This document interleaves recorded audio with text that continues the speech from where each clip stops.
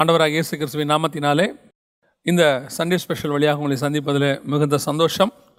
இன்றைக்கி நாம் வேத வசனத்தின் ஆதார வசனமாக வெளிப்படுத்தின விசேஷம் 17ஆம் அதிகாரம் 5வது வசனம்.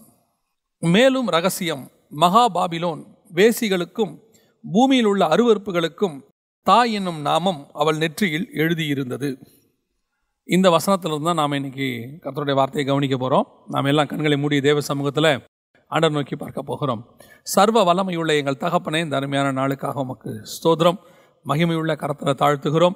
நீர் எங்களோடு கூட இடைப்படுங்கப்பா. நீங்கள் பேசுங்க. யார் யாருக்கெல்லாம் இந்த வார்த்தைகள் போய் சேரணுமோ, எப்படி சேரணுமோ கர்த்தர் அறிந்திருக்கிறீர். வேத வாக்கியங்களை அறிந்து கொள்ளும்படி நீர் இருதயங்களை திறக்கிறவராக இருக்கிறீர். இப்பொழுதும் தேவ ஆவியானவர் இருதயங்களை திறந்து கேட்கிற ஒவ்வொருத்தருக்கும் இது பிரயோஜனப்பட கர்த்தர் கிருபை தருவீராக. மகிமையுள்ள கரத்தில் தாழ்த்துகிறோம் எங்கள் ஆண்டவர் இயேசுவின் நாமத்தில் பிதாவே, ஆமென். ஆமென். வெளிப்படுத்தின விசேஷம் 17ஆம் அதிகாரம் 5வது வசனத்தில் மேலும் ரகசியம் மகா பாபிலோன் என்று கொடுக்கப்பட்டிருக்கு. இந்த மகா பாபிலோன் ரகசியத்தை பற்றி நிறைய விஷயங்கள் நம்ம பேசி இருக்கிறோம். இந்த பாபிலோனுடைய ஸ்பிரிட் எப்படி கிரியை செய்கிறது என்பதை குறித்து பல விஷயங்கள் நம்ம பேசியிருக்கிறோம். அதாவது இந்த பாபிலோனுடைய ஸ்பிரிட் எங்கே ஆரம்பிக்குது அப்படின்னு கேட்டிங்கன்னு சொன்னால் 10ஆம் அதிகாரம் ஆதியாகமத்தின் புஸ்தகத்தில் ஆரம்பிக்கிறது. அதாவது ஏதேனில் இருந்ததான ஆதாமையும் ஏவாளையும் வஞ்சித்து பிசாசு வெளியே கூட்டிகிட்டு வந்துட்டு பாபேலில் தான் அவனோட ஹெட் குவார்ட்டர்ஸை அவன் ஸ்தாபிக்கிறான். ஸோ அது வரைக்கும் இடைப்பட்ட அந்த காலங்கள் பார்த்திங்கன்னு சொன்னால் ஏறக்குறைய ஒரு 2000 வருஷத்துக்கிட்ட. ஏன்னா அதுக்கப்புறம் தான் ஆபிரகாம் வராரு. அது வரைக்கும் பார்த்திங்கன்னா நோவோட ஜலப்பிரளயம் வரைக்கும் ஒரு 1600 1700 வருஷம்னு கணக்கிடுறாங்க. ஸோ இது எல்லாமே பிசாசுடைய கண்ட்ரோலுக்கு கீழே பூமி இருக்குது. பூமியானது சீர்கெட்டதாக இருந்தது, கொடுமையினால் நிறைந்திருந்தது. கர்த்தர் அதை அழித்தார். அதற்கு பிறகு நோவா அவன் பசங்க, அதில் காம் தகப்பனுக்கு விரோதமாக சில காரியங்கள் செய்யும்போது அந்த சந்ததி சபிக்கப்படுகிறது.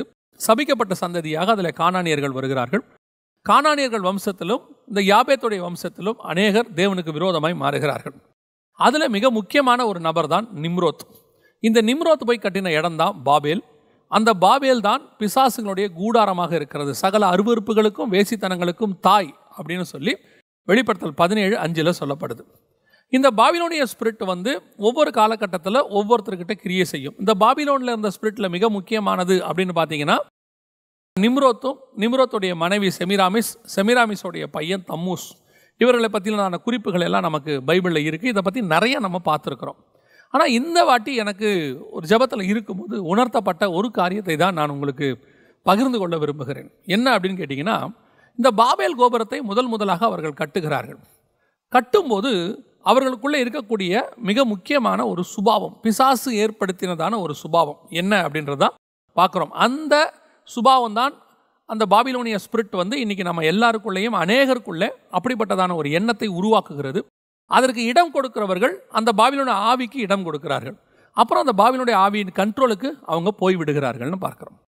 இப்போ அந்த பாபிலோனிய ஸ்பிரிட் அப்படின்னு சொல்லக்கூடியதனுடைய சுபாவத்தினுடைய மிக முக்கியமானது, பேசிக் அடிப்படை என்ன அப்படின்னு பார்த்தீங்கன்னா, ஆதியாகமத்தின் புஸ்தகம் 11ஆம் அதிகாரம் 4வது வசனத்தில், பின்னும் அவர்கள் நாம் பூமி எங்கும் சிதறி போகாதபடிக்கு நமக்கு ஒரு நகரத்தையும் வானத்தை அலாவும் சிகரமுள்ள ஒரு கோபுரத்தையும் கட்டி நமக்கு பேர் உண்டாக பண்ணுவோம் வாருங்கள் என்று சொல்லி கொண்டார்கள் அப்படின்னு இருக்கு.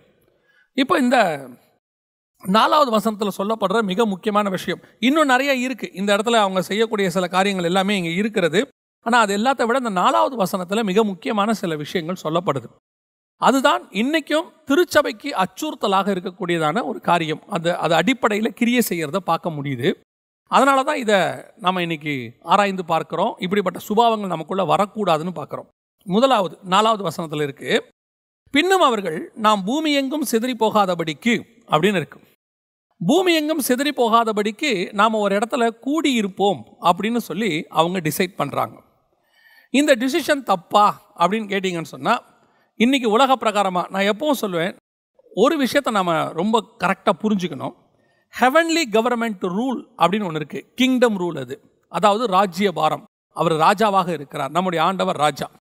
இந்த கிங்டம் ரூலுக்கும் இந்த பூமியில் இருக்கக்கூடிய ரூலுக்கும் ஆப்போசிட்டாகவே தான் எப்பவுமே இருக்கும்.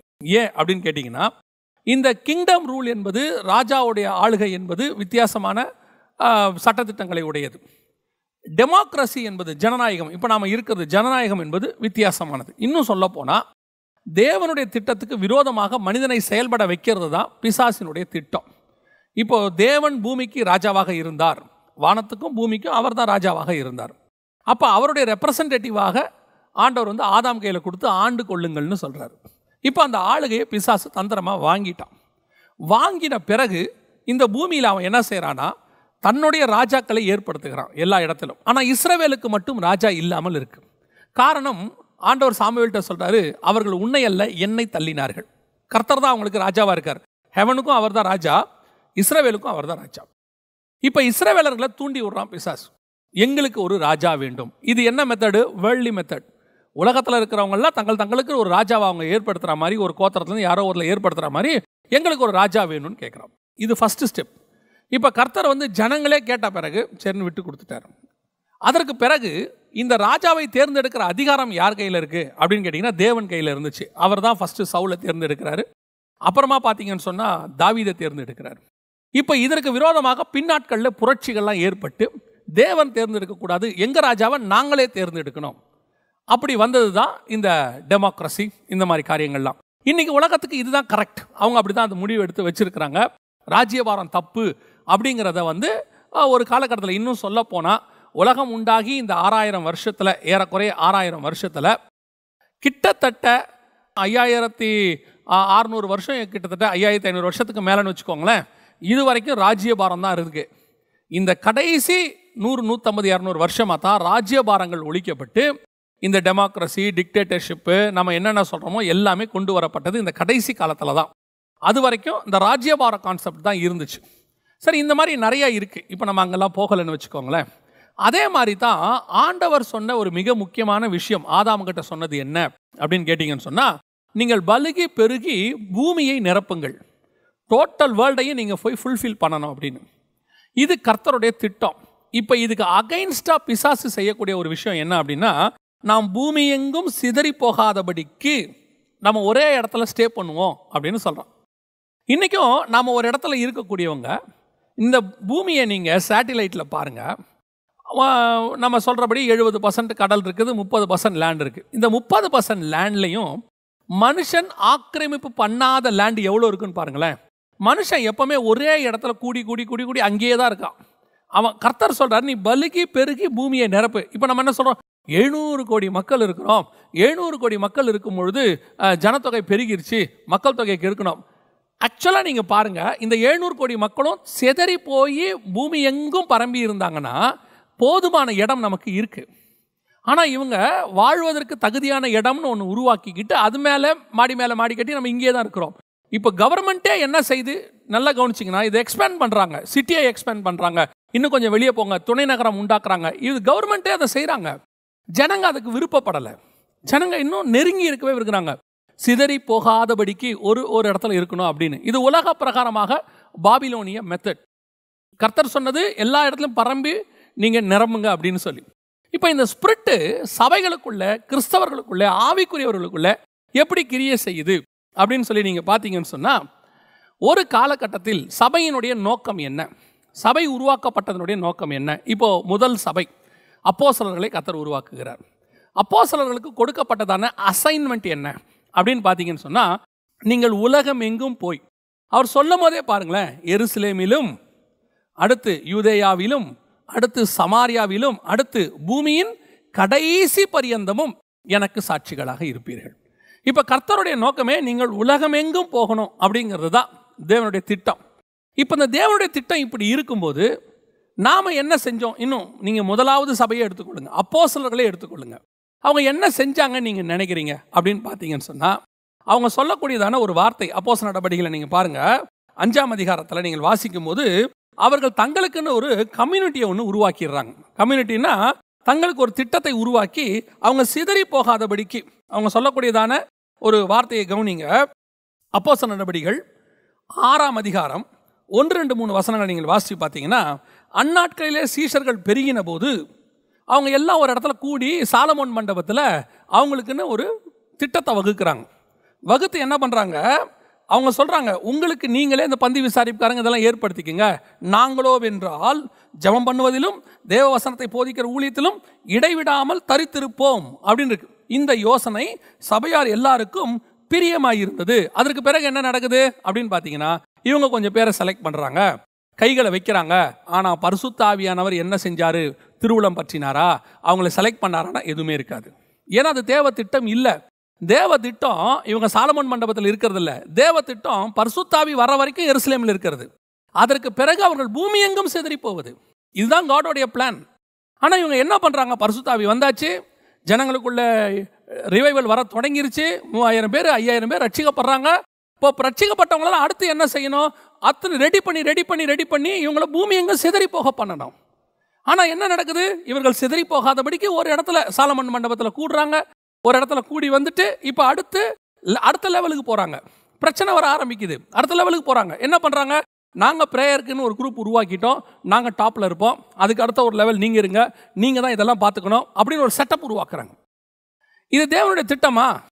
கர்த்தர் பூமி எங்கும் சிதறி போக சொன்னார். சிதறி போகாமல் ஒரு இடத்தில் தங்குவது என்பது பாபிலோனிய ஸ்பிரிட்டோடைய வேலை.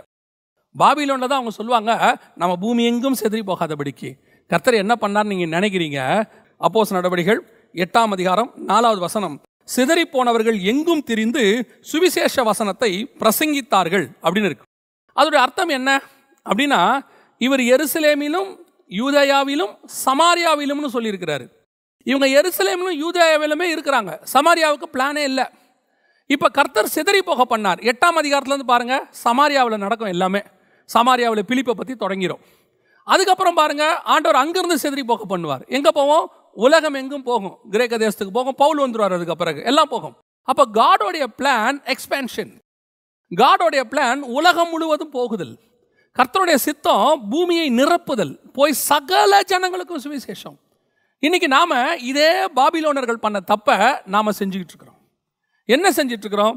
யாரும் போகக்கூடாது, எங்கேயும் போகக்கூடாது, எல்லாருமே ஒரே இடத்துல இருக்கணும். எப்படி இருக்கணும்? அன்னைக்கு சாலமோன் மண்டபத்தில் கூடி இருந்த மாதிரி, 11ஆம் அதிகாரம் ஆதியாகமத்தின் புத்தகத்தில் சொன்ன மாதிரி, நாம் எங்கும் சிதறி போகக்கூடாதுன்னு சொல்லி 5000 பேர் 10,000 பேர் 20,000 பேர் ஒரே இடத்துல தான் நின்று தேவனை ஆராதிக்கணும். எல்லாரும் கூடி வர்றது தப்பு கிடையாது. அவங்கள ரெடி பண்ணி சர்ச் என்பது சபனா சொல்றது கட்டடம் அல்ல, நாம கூடுகை. இந்த கூடுகை என்பது உலகம் எங்கும் சிதறி போக வேண்டியது. இது ஒரே இடத்துல கூடி இருக்கக்கூடியது அல்ல. அது ராங் ஸ்பிரிட். அப்படி ஒரே இடத்துல 25 வருஷம் 10 வருஷம் 30 வருஷம் நீங்க இருக்கிறீங்கன்னு சொன்னா இது தேவனுடைய திட்டத்துக்கு அகைன்ஸ்ட். கர்த்தர் அப்படி ஒரு செட்டப்பை உருவாக்கவே இல்லை. நீங்க எடுத்துக்கொள்ளுங்க, எத்தனை பேர் ஒரே இடத்துல 30 வருஷம் இருந்திருக்கிறாங்க பாருங்க. அப்படி இருக்கவே இருக்காது. பூமி எங்கும் சிதறி போகுதல் எல்லா இடத்துக்கும். நம்மகிட்ட ஆண்டவர் சபைக்குள்ள ஏன் ஆளை அனுப்புறாரு? ஒரு நிரந்தர அடிமையை அனுப்பி வைக்கிறாருன்னு நினைக்கிறீங்களா?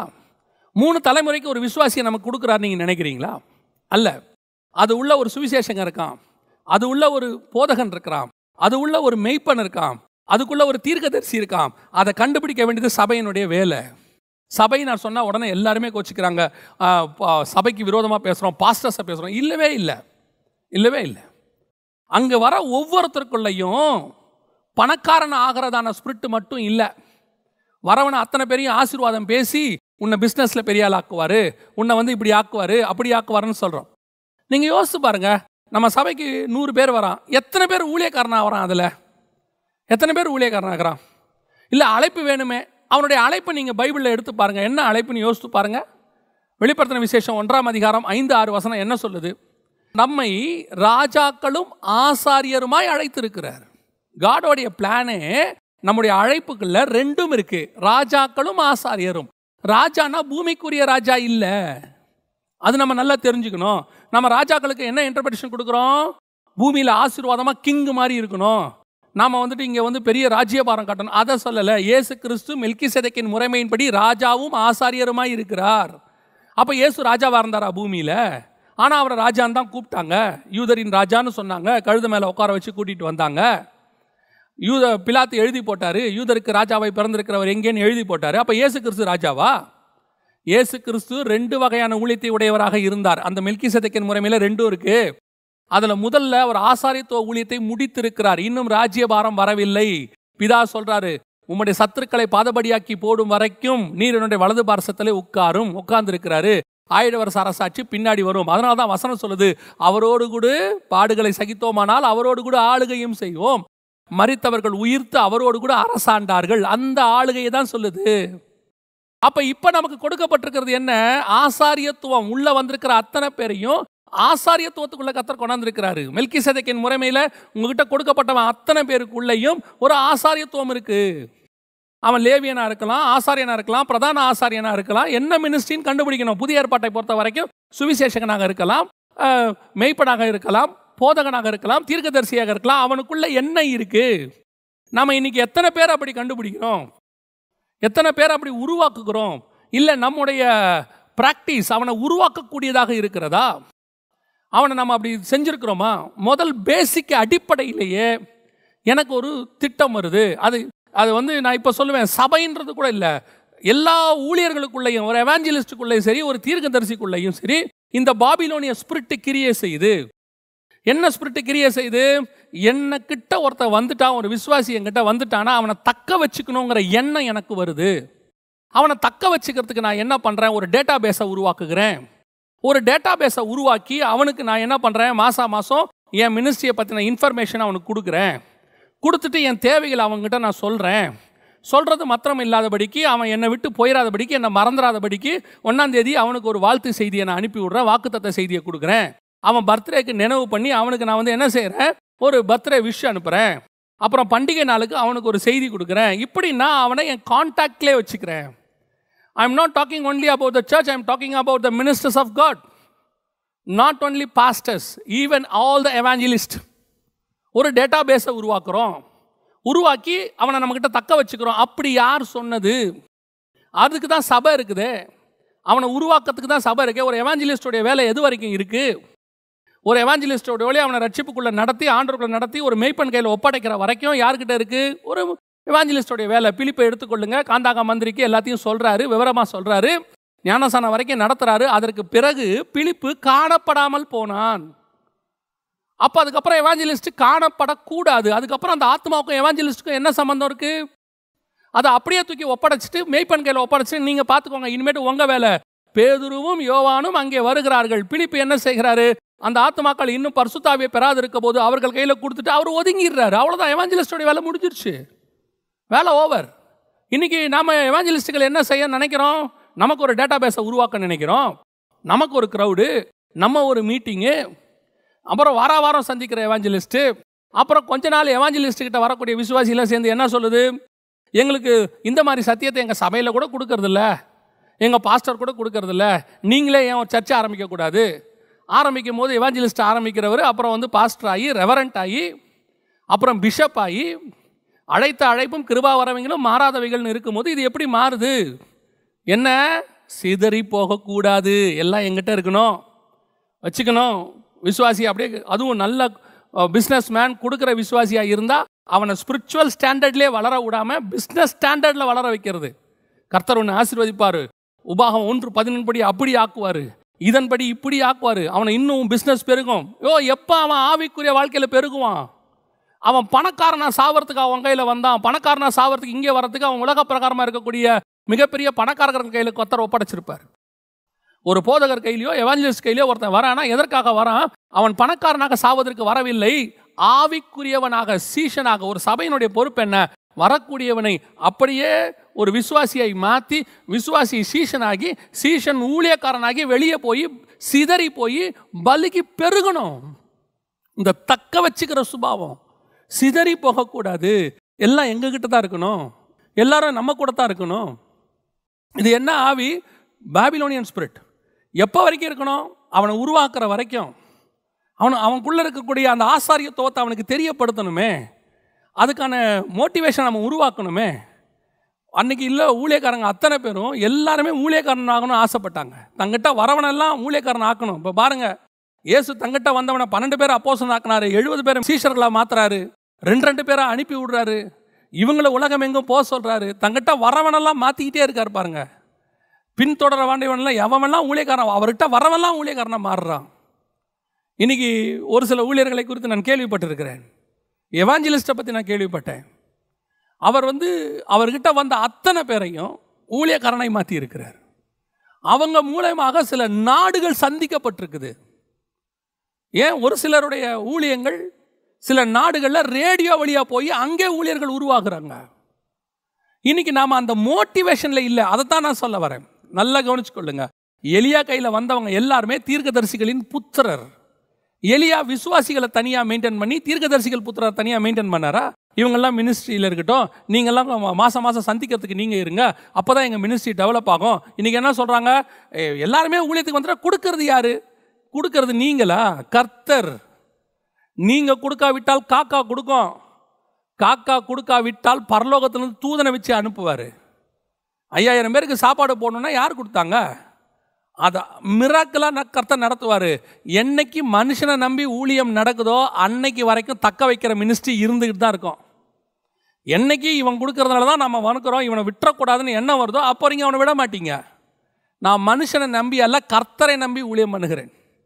எங்கிட்ட டேட்டா பேஸ் இருக்கக்கூடாதுன்னு நான் ரொம்ப ஸ்ட்ராங்காக சொல்வேன். நான் யாருக்கும் வாழ்த்து செய்தி அனுப்பவே மாட்டேன், பர்த்டேவை நினைவு கூற மாட்டேன். அதுக்கு நான் அவங்க எங்கிட்ட வரல, நான் அதுக்கு அவங்களுக்கு இல்லை.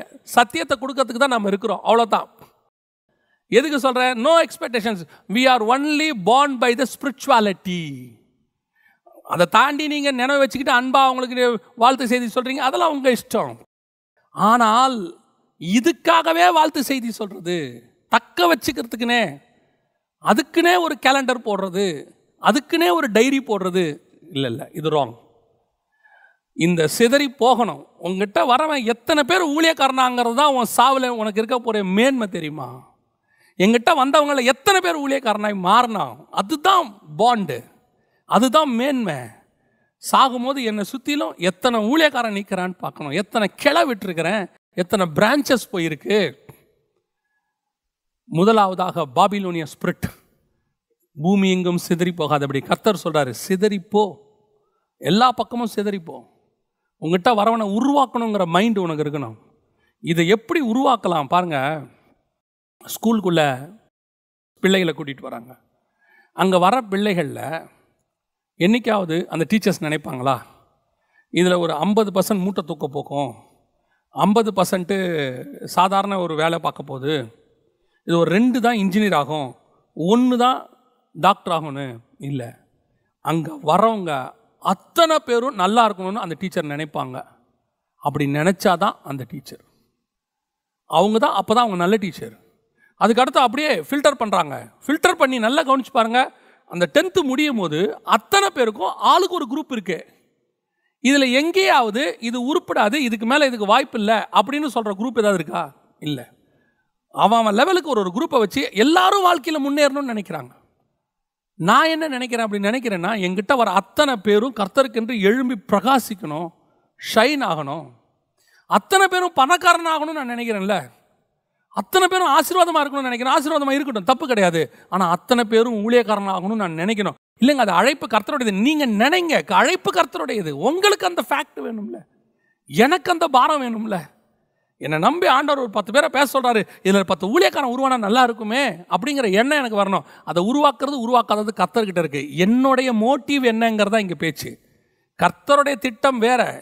நான் என்ன நினைக்கிறேன், சிதறி போயிடக்கூடாது, அதை பற்றி தான் நான் பேசிகிட்டு இருக்கிறேன். அவனுக்கு அழைப்பு இருக்குது, இல்லை, நான் சொல்ல வேண்டியதை சொல்லிட்டேன். அழைப்பு இருந்தால் அவன் போக போகிறான். நான் அப்படி ஒரு விஷயத்தையே உருவாக்கலையேங்கிறேன். அவனுக்கு அப்படி ஒரு விஷயத்தை நான் சொல்லியே கொடுக்கலையே. உன் அழைப்பில் ஆசாரியத்தோன்னு ஒன்று இருக்குப்பா, நீ பாரு. கர்த்தர் உனக்கு ஒரு வேளை அழைப்பு வச்சாலும் வச்சிருப்பாரு, நான் உனக்கு சொல்லிக் கொடுக்குறமே. நான் அவனை சொல்லிக் கொடுக்குறதே, உன் பிஸ்னஸை கர்த்தர் ஆசீர்வதிப்பார், உனக்கு வீடு கொடுப்பார், உனக்கு காடு கொடுப்பார், இப்படி சொல்லி சொல்லி அவனை ராஜாவாக்கணும்னு தான் ட்ரை பண்ணுறேனே ஒழிய அவனை ஆசாரியன் ஆக்கணும்னு நான் ட்ரை பண்ணலையே. ஸோ இதுதான் பாபிலோனியன் ஸ்பிரிட்டோடைய ஃபர்ஸ்ட். பூமி எங்கும் சிதறி போகாதபடிக்கு ஆசைப்படுங்க. எங்கிட்ட இருந்து நிறைய ஊழியக்காரன் போகணும், என் சபையிலேருந்து நிறைய ஊழியர்கள் உருவாக்கணும். நாளைக்கு நான் பரலோகத்துக்குள்ளே நுழையும் போது ஒவ்வொரு ஊழியக்காரனும் என்னை குறித்து சாட்சி கொடுக்கணும். ஆண்டவர் சொன்னார் பார்த்தீங்களா, உண்மையும் உத்தமம் உள்ளவன்னு யோபுவை பார்த்து சொன்னார் பாருங்க. அந்த மாதிரி சாட்சி கொடுக்கணும். அவங்ககிட்ட கொடுத்த அத்தனையும் ஊழியக்காரனாக மாற்றிட்டாயா, ராஜ ரீக ஆசாரிய கூட்டமாக்கிட்டாயா. அவன் தான் உண்மையும் உத்தமம் உள்ள ஊழியக்காரன். இது முதலாவது பாபிலோனிய ஸ்பிரிட். ரெண்டாவது, அதே 4வது வசனம் சொல்லுது, நமக்கு ஒரு நகரத்தையும் வானத்தை அளாவும் சிகரமுள்ள ஒரு கோபுரத்தையும் கட்டி. இதுக்கு பின்னாடி ஆக்சுவலி ஸ்பிரிச்சுவல் காரணம் ஒன்று இருக்குது. ஏன் இவங்க கட்டினாங்க அப்படிங்கிறதுக்கு ஒரு ஸ்பிரிச்சுவல் காரணம் ஒன்று இருக்குது. என்ன அப்படின்னு சொல்லி நீங்கள் பார்த்தீங்கன்னா, இப்போது கர்த்தர் ஒரு நகரத்தை உண்டாக்கணும்னு ஒரு பிளானில் வச்சுருக்கிறார். என்ன நகரம்? புதிய எருசலேம். ஒருவேளை நீங்கள் கேட்கலாம், நான் இதுக்கு ஏற்கனவே விளக்கமும் கொடுத்துருக்கிறேன். புதிய எருசலேமை பற்றி புதிய ஏற்பாட்டில் தானே இருக்குது, வெளிப்படுத்தின விசேஷம் தானே இருக்குது, அதை பற்றி எப்படி இங்கே பிளானு அப்படின்னு கேட்டிங்கன்னா, எபிரேயருக்கு நிருபம் 11ஆம் அதிகாரத்தில் 3வது வசனத்திலேருந்து நீங்கள் வாசிக்கும் பொழுது ஆபேலில் ஆரம்பித்து 16வது வசனம் வரைக்கும் ஒருத்தரையாக சொல்லிக்கிட்டே வருவார். ஆபேலு, நோவா, அப்புறம் ஆபிரகாமு, ஈசாக்கு, யாக்கோப் எல்லாம் சொல்லிட்டு இவர்கள் தேவன் தாமே கட்டி உண்டாக்கின அஸ்திபாரமுள்ள நகரங்களுக்கு காத்திருந்தார்கள்னு இருக்கு. அவங்களுக்குள்ள அப்பவே என்ன இருக்கு? ஒரு விஷன் இருக்கு. என்ன விஷன்? கர்த்தர் நமக்கு ஒரு நகரத்தை ஆயத்தம் பண்ணிட்டு இருக்கிறாருன்னு ஒரு விஷன் இருக்கு. அந்த இடத்துல நீங்க எபிரேயர் 11 வாசிக்க முடியும். தேவன் தாமே கட்டி உண்டாக்கின அஸ்திபாரமுள்ள நகரங்களுக்கு அவர்கள் காத்திருந்தார்கள். அஸ்திபாரமுள்ள நகரம் எதுன்னு கேட்டீங்கன்னா புதிய எருசலேம். வெளிப்படுத்தின விசேஷம் 21ஆம் அதிகாரத்தில் 13-14வது வசனத்தில் வாசிங்கன்னா அந்த நகரத்திற்கு அஸ்திவார கற்கள் 12 இருந்தன அப்படின்னு இருக்கும். இப்போ நம்ம பூமி அஸ்திவாரம் இல்லாத நகரம், அது அஸ்திவாரம் உள்ள நகரம். ஸோ இப்போ அதை பற்றி தான் ஆண்டவர் சொல்கிறார். அப்போ அவங்களுக்கு அந்த விஷன் இருக்குது. இந்த விஷன் அவங்களுக்குள்ளே வந்த உடனே இந்த விஷனுக்கு ஆப்போசிட்டாக ஆல்டர்னேட்டாக ஒரு விஷனை வந்து பிசாசு எப்பயுமே உருவாக்குவான். அவங்களுக்கு தெரியும், கர்த்தர் ஒன்று உண்டாக்குனா அதுக்கு டூப்ளிகேட்டாக பிசாசு உருவாக்குவான். இப்போ உடனே அவன் காயின்கிட்ட போய் என்ன சொல்கிறான்? ஒரு நகரத்தை உண்டாக்க சொல்கிறான். காயின் தன் பையன் பேரில் ஒரு நகரத்தை உண்டாக்குறார். நல்லா கவனிங்க, தனக்கு பேர் உண்டாக, தன் சந்ததிக்கு பேர் உண்டாக ஒரு நகரத்தை உண்டாக்குகிறார். இப்போ இதில் பலுகி பெருகி அந்த நகரம் தான் வந்து மிகப்பெரியதான அழிவுக்கு காரணமாக இருந்தது, காயினுடைய நகரம். ஏன்? ஜனங்கள் சீர்கேடாக இருந்தார்கள், பூமியெல்லாம் கெட்டு போச்சு. எங்கத்தினால? இதனால். அதே நேரத்தில் நோவாவுடைய சந்ததியில், அதுக்கு முன்னாடி உள்ள சேத்துடைய சந்ததியில் வந்தவங்க கர்த்தரை தொழுது கொண்டார்கள்னு இருக்கு. ஸோ பூமி சீர்கேடாக மாறினதுக்கு இந்த நகரத்தில் உள்ளவங்க தான் காரணம். அப்போ இந்த நகரத்தில் உள்ளவங்கள மொத்தத்தையும் கர்த்தர் அழிக்க சித்தம் கொண்டார். இது நடந்தது வந்து நோவா காலத்தில். இப்போ அடுத்து பிசாசு என்ன பண்ணுறான்? ஜனங்களை வச்சு அடுத்த நகரத்தை உண்டாக்குகிறான். அதுதான் பாபேல். இந்த இடத்துல நமக்கு ஒரு நகரத்தை, அதாவது பிசாசு எப்பவுமே என்ன பண்ணுவான்னா, கர்த்தருக்கு ஆண்டவர் நம்மளை குறித்து ஒன்று செய்யணும்னு வச்சுருந்தார்னா அதுக்கு ஆல்டர்னேட்டாக ஒன்று உருவாக்குவான். ஸோ இந்த நகரத்தினுடைய கான்செப்டுங்கிறது ரொம்ப பெருசு. அது அங்கேருந்து புதிய எருசலேம் வெளிப்படுத்தின விசேஷம் வரைக்கும். இப்போ நம்ம அதை அங்கே போகலைன்னு வச்சுக்கோங்களேன். இப்போ இந்த நகரம் இருக்குது பாருங்களேன், சிட்டி, இது அவன் உண்டாக்குனது. இந்த சிட்டியை, கர்த்தருக்கு ஒரு சிட்டி இருக்குது நியூ ஜெருசலேம், அதுக்கு ஆல்டர்னேட்டாக தான் உருவாக்குறான். இந்த இடத்துல கர்த்தர் உங்களுக்கு ஒரு பிளான் வச்சுருக்கும் போது அதுக்கு ஆல்டர்னேட்டாக உங்களுக்கு ஒரு பிளானை பிசாசு சொல்லி கொடுப்பான். அது எப்படி இருக்குன்னு கேட்டிங்கன்னா, புதிய எருசலேம் கர்த்தருடைய நாம மகிமைக்குன்னு வரும், இது நமக்கு பேர் உண்டாக்கும்படி வரும். அது வரப்போறது மகிமையானது, ஸ்பிரிச்சுவல், இது ஃபிசிக்கல். இன்னைக்கு இப்படிப்பட்டதான ஒரு காரியத்தை தான் பிசாசு உருவாக்கிக்கிட்டே வரோம். என்ன உருவாக்குறான் அப்படின்னு கேட்டிங்கன்னா, இப்போ நமக்கு புதிய ஏற்பாட்டை பொறுத்த வரைக்கும் நீங்களும் நானும் தான் தேவனுடைய ஆலயமாக இருக்கிறோம். இப்போ இந்த ஆலயம் அப்படிங்கிறதுல கான்செப்ட் வந்து ஸ்பிரிச்சுவல். இப்போ இது அப்படியே எப்படி மாறுது? வசனம் தெளிவாக சொல்லுது நியூ டெஸ்ட்மெண்ட்டில், கைகளால் கட்டின ஆலயத்தில் அவர் வாசமாக இருக்கவில்லை அப்படின்னு இருக்கு. அப்படி இருக்கும்போது இப்போ பிசாசு நமக்கு சொல்லி கொடுக்கறது என்னன்னா, எப்படி இஸ்ரவேலர்கள் ஒரு தேவாலயத்தை கட்டி ஆல்டர்னேட்டாக எருசலேமில் ஒரு தேவாலயத்தை அவங்க கட்டினாங்களோ, ஆசாரிப்பு கூடாரத்துக்கு ஆல்டர்னேட்டாக கட்டினாங்களோ, அதே மாதிரி நம்மளை இப்போ ஒரு ஆல்டர்னேட் ஆலயத்துக்குள்ளே கொண்டாந்துட்டோம். திருப்பி நல்லா கவனிங்க, அது எதற்காக கட்டப்படுதுங்கிறது தான் பேச்சு. ஆல்டர்னேட் கட்டினதே வேற. நியூ டெஸ்ட்மெண்ட்டை பொறுத்த வரைக்கும் நீங்களும் நானும் தான் சர்ச். இப்போ கட்டட சர்ச் இருக்கக்கூடாதா? கூடி ஆராதிக்க ஒரு இடம் தேவை. நல்லா புரிஞ்சுக்கோங்க, நான் சொல்கிற விஷனை உடனே ஜெகன் வந்து சபைக்கு விரோதமாக பேசுகிறாரு. இல்லை, சபை ஆராதனை, சிலர் கூடி வருகிறதை போல சபை ஆராதனை விட்டுவிடக்கூடாது. நம்ம கூடி வரணும், ஆராதிக்கணும். ஆராதிக்கிறதுக்கு ஒரு இடம் தேவை, அதுதான் இடமே தவிர அது ஆலயம் அல்ல. கூடியிருக்கிறவர்கள் தான் ஆலயம். இதுதான் ஃபர்ஸ்ட். அப்படி அந்த தாட்டு வந்தாதான் உங்களுக்கு உங்க மேல ஃபர்ஸ்ட் புனிதமா பரிசுத்தமா இருக்கணும்னு தோணும். இப்போ எருசலேமில் இருந்த யூதர்களுடைய பிரச்சனை என்ன அப்படின்னா, அவனுக்கு ஒரு இடம் புனிதமாக இருந்தது, அவனுடைய சோலை பற்றி அவன் கவலைப்படலை. அதனால தான் அவன் தேவாலயத்துக்கு வைராகியம் பாராட்டுறான். எரேமியால சொல்லும் போது அவர் சொல்றாரு இல்லையா, இந்த தேவாலயம் வந்து மண்மேடாகி போகும், சிலோவாம் போல மாறும்னு சொன்ன உடனே அவரை கூப்பிட்டு அடிக்கிறான் பாருங்களேன். ஏன்னா அவன் ஆலயத்தின் மேல வைராகியம் இருக்கு, அது பரிசுத்த ஸ்தலம், இது தேவனுடைய ஆலயம், எப்படி இதை பத்தி நீ பேசுவ அப்படின்னு அடிக்கிறான்ல. இப்ப அந்த வைராகியம் தான் இப்ப யாருக்கு வருது? அவனுக்கு வந்து அவன் சோலை பத்தி கவலையே இல்லை, சர்ச்சை பத்தி கவலை. அவன் பணப்பிரியனா இருக்கிறான், அவன் தேவாலயத்துக்குள்ள வந்து புறா விற்கிறான், காசுக்காரன் இருக்கிறான், தேவாலயத்துக்குள்ள எல்லா அக்கிரமும் நடத்துகிறான். ஆனால் ஆலயத்தை பற்றின வைராக்கியம் இருக்க ஒழிய தான் செய்கிறது தப்புன்னு அவனுக்கு தெரியல. இதே பிரச்சனை தான் இப்போ வந்துக்கிட்டு இருக்கு. இப்போ என்ன, ஆல்டர்னேட் ஆலயமாக நம்ம தேவாலயத்தை உருவாக்கிட்டு நாம தான் ஆலயங்கிறத மறந்துட்டதுனால கூடி வரும்போது ஆலயத்துக்கு கொடுக்குற இம்பார்ட்டன்ஸை உள்ள உட்கார்ந்துருக்கிற உங்களுக்கு கொடுக்கல, நீங்களும் கொடுக்கல, உங்களை சுற்றி இருக்கிறவங்களும் கொடுக்கல. இப்போ நமக்கு ஒரு பேர் உண்டாக்கும்படி நகரம். இந்த கடைசி காலத்தில் இருக்கிற மிகப்பெரியதான டிராபேக்கில் ஒன்று என்ன அப்படின்னு கேட்டால், மெகா சர்ச் பெருசு, எல்லாத்துலேயும் பெருசு. அப்போ இவங்களோட நோக்கம் என்ன, உள்ள உக்காந்துருக்கிறவனை எப்படி பரிசுத்தப்படுத்தி வருகைக்கு ஆயத்தப்படுத்தி கர்த்தரை சந்திக்கிறதுக்கு எந்த நிமிஷமும் அவன் ரெடியாக இருக்கணும்னு ஒவ்வொரு நாளும் அவனை ரெடி பண்ணுறதை விட்டுட்டு, இப்போ நான் சுற்றி இருக்கிறத ஒவ்வொருத்தருக்கும் ஒரு கட்டுமான பணி இருக்கு இல்லையா, அந்த கட்டுமான பணிக்கு கான்சன்ட்ரேட் பண்ணுறதுனால, அதை ஆலயமாக நான் நினச்சதுனால இந்த ஆலயத்தை கட்டுறதுக்கு இவனை யூஸ் பண்ணணும். வேறு வழியில் இவங்கிட்ட தான் வாங்கணும். அப்போ இவனுக்கு நான் என்ன உபதேசம் கொடுக்கணும், இதை கட்டுறதுக்கு இவங்கிட்ட என்ன வாங்கணுமோ அதுக்கான உபதேசம் தான் கொடுக்க முடியும். என்னுடைய உபதேசமே அங்கே மாறும், ஆட்டோமேட்டிக்காக மாறும். நான் மாற்றலை, எனக்குள்ளேருந்து மாறும். இருதயத்தின் நிறைவினால் வாய் பேசும். ஒரு உதாரணம் நான் சொல்கிறது, ஒரு உதாரணம். அடுத்த வாரம் தளம் போடணும், ஒரு காசு தேவைப்படுது. இப்போ இந்த வாரம் இத்தனை கோடி கட்டணும், இந்த வாரம் இத்தனை லட்சம் கட்டணும் அப்படின்னு எனக்கு சொல்லிட்டாங்கன்னா, அது வரைக்கும் வெறும் சத்தியத்தையே பேசிக்கிட்டு இருந்தேன்னா, கர்த்தருடைய வசனத்தை தவிர வேற எதையுமே பேசாது இருந்தேன்னா, என் சத்தியத்தை மட்டுமே கேட்க வந்திருக்கிற ஜனங்க கிட்ட காசை பற்றி பேச தொடங்குவேன், இவ்வளோ தேவை இருக்குன்னு பேச தொடங்குவேன்.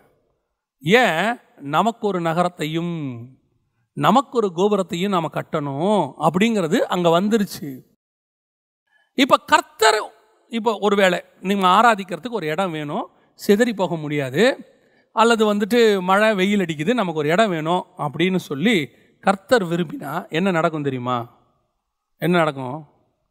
கர்த்தர் உனக்கு அந்த விஷனை கொடுத்தா அந்த விஷனை நிறைவேற்றுற ஆளை அவரே கூட்டிகிட்டு வருவார். அவரே வருவார், பாஸ்டர் ஆண்டவர் இந்த இடத்த உங்ககிட்ட கொடுக்க சொன்னார், சோத்ரம், பிரைஸ் தி லார்ட். இது ஃபர்ஸ்ட் கன்ஃபர்மேஷன். அடுத்து இதை கட்டுவதற்கான ஆட்கள் தானாய் வருவார்கள். அதை கொடுக்கிறவர்கள் எங்கிருந்தும் வருவார்கள். யூதருக்கு ராஜாவும் வீட்டுக்குள்ளே இருந்தா கிழக்கிழந்து வானசாஸ்திரி கொண்டு வந்து பொண்ணு அவன் பாதத்தில் வச்சிருவான். அவ்வளோதான். நீங்கள் போதும் அப்படின்னு சொல்கிற அளவுக்கு கொண்டு வந்து வச்சிருவான். அது கர்த்தர் கட்ட சொல்லலை அப்படின்னா நீங்கள் வாழ்நாளெல்லாம் வேணும் வேணும்னு தான் கேட்டுக்கிட்டே இருப்பீங்க. கர்த்தர் கட்ட சொன்னால் ஒரு இடத்துல நீங்கள் போதும்னு சொல்லுவீங்க. ஏன், கர்த்தர் சொன்னார்னா ஒரு ப்ராஜெக்ட், அந்த ப்ராஜெக்ட் அந்த இடத்துல முடிஞ்ச பிறகு அதுக்கப்புறம் தேவை இருக்காது, போதும், அவ்வளோதானே. எப்போ நீ 10 வருஷமா வேணும் வேணும் வேணும்னு கேட்டுக்கிட்டே இருக்கியோ அப்போ அது கர்த்தர் கட்ட சொன்னது இல்லை. கர்த்தர் இப்படி கட்ட சொல்ல மாட்டார், அதுக்குரிய ஆளை அவரே அனுப்புவார், அதுக்கு பிளான் போடுறவனை அனுப்புவார், சித்திர வேலை செய்கிறவனை அனுப்புவார், ஞான இருதயம் உள்ளவனை அனுப்புவார், யூகித்து செய்கிறவனை அனுப்புவார், எல்லாம் வந்து செஞ்சு கொடுப்பாரு. நம்ம வேலை சூப்பர்வைஸ் பண்ணுறது மட்டும் இருக்கும். If God have a plan on you. இப்போ நான் எனக்கு ஒரு நகரத்தை உண்டாக்க விரும்புகிறேன், எனக்கு பேர் உண்டாக்க.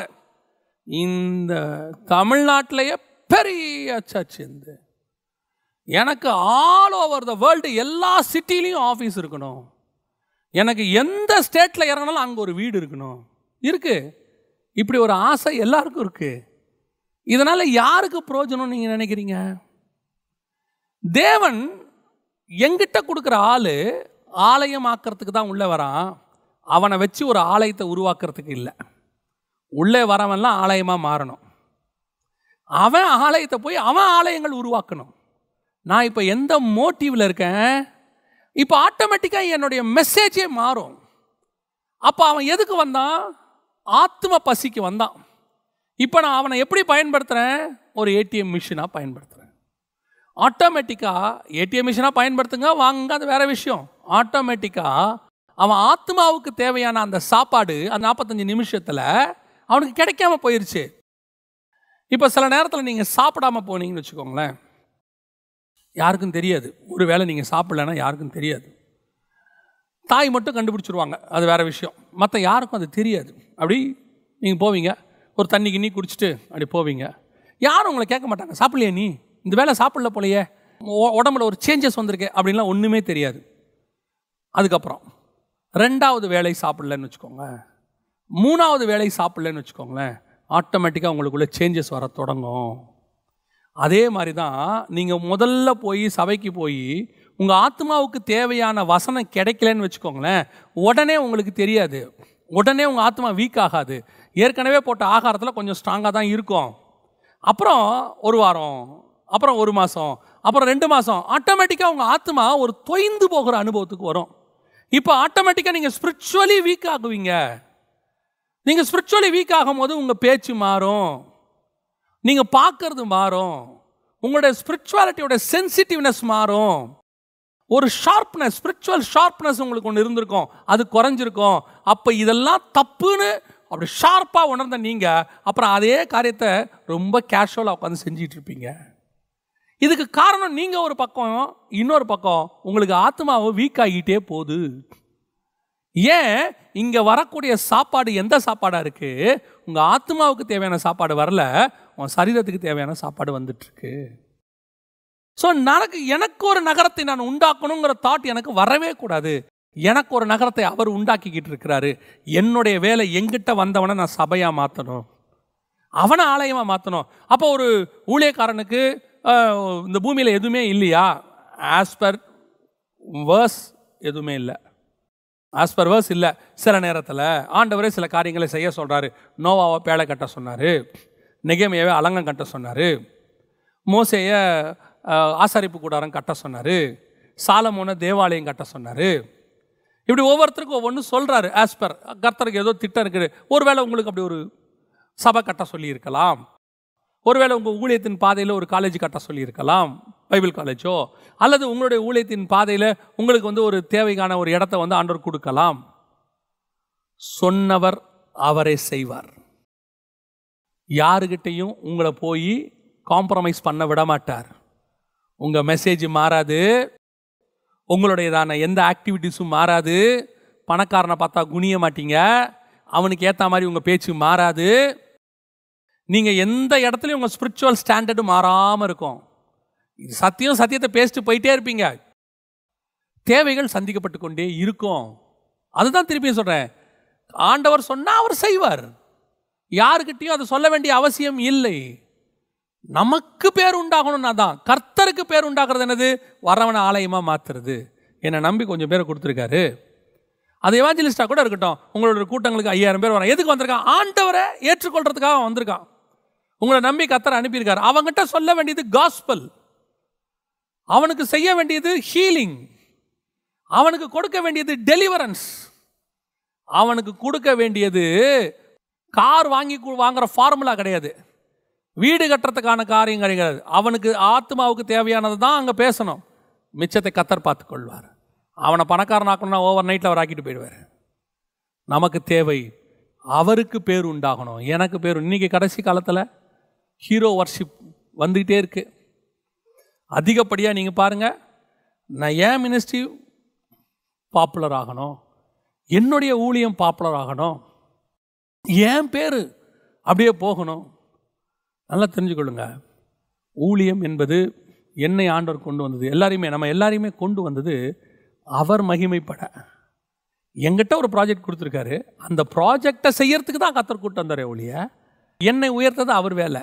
உன் பேரை நான் பெருமைப்படுத்துவேன். நம்ம பண்ணவே வேண்டாம். நம்ம என்ன பண்ணணும்?